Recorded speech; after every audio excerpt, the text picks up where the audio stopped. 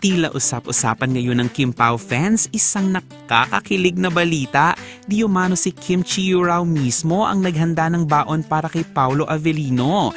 At hindi ito basta luto-luto lang, talagang ine-effort daw ni Kimmy ang pagkain ni Pao.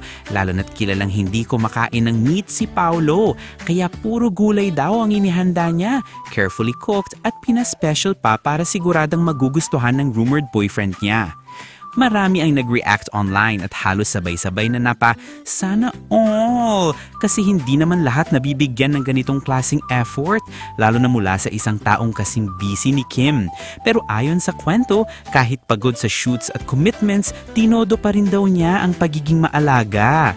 Di umano, gusto raw niya na may healthy meal si Pao para may energy ito sa tapings nila. May nagkomento pa na, iba na to, may pa-personal chef level na si Kim. Habang ang iba naman humirit ng, pag ganyan ka inaalagaan, paano ka hindi mahuhulog? Sabayan mo pa ng konting kilig na reactions mula sa fans na nagsasabing halatang halata sa kilos ni Kim na espesyal talaga si Paolo sa kanya. Siguradong proud na proud si Pao habang kinakain ng nilutong gulay ni Kim. Sa huli, ang simpleng idea ng pagluluto ng baon ay malaking romantic gesture sa hanapan ng lahat.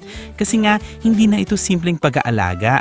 Ito yung klaseng effort na ginagawa mo lang kapag espesyal sa puso mo ang tao.